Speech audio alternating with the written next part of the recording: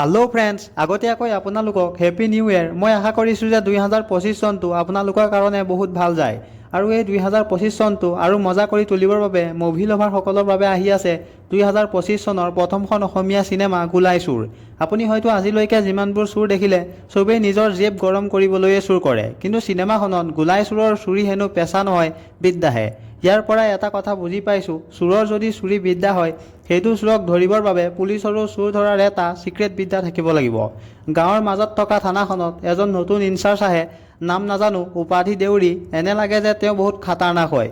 কি ঠিক, থানাত এজন নতুন আহিছে যেতিয়া নিশ্চয় আগৰজনৰ কিবা খেলিমেলি আছিল।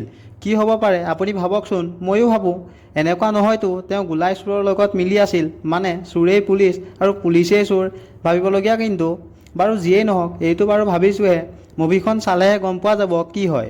1940 চনৰ পৰা 1980 চনৰ ভিতৰত পৰিৱেশিত এখন অসমীয়া চিনেমা, য'ত আপুনি ভাৰত স্বাধীন নোহোৱাৰ আগৰ অসমখনৰ সোৱাদ ল'ব পাৰিব।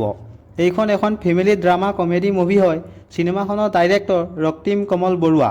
তেওঁৰ নিৰ্দেশত 2025 প্ৰথমখন অসমীয়া চিনেমা ভাল হ'ব বুলি দৰ্শকে আশা কৰে।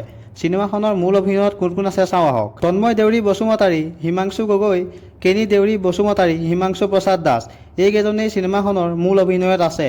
আচৰিত হ'বলগীয়া কথা এইটোহে যে হিমাংশু প্ৰসাদ দাস এইখন চিনেমাত অভিনয়তহে আছে। মই আকৌ গোলাই চুৰৰ ডাইৰেক্টৰ হিমাংশু প্ৰসাদ দাস বুলিহে ভাবিছিলোঁ। আশা কৰিছোঁ 2025 চনত হিমাংশু দাৰ নিৰ্দেশতো এখন ভাল চিনেমা আহে। আমি এখন ভাল চিনেমা চাবলৈ পাম তেওঁৰ নিৰ্দেশতো। গোলাই চুৰ চিনেমাখন 17 জানুৱাৰীৰ পৰা আপুনি চিনেমা হলত চাব পাৰিব।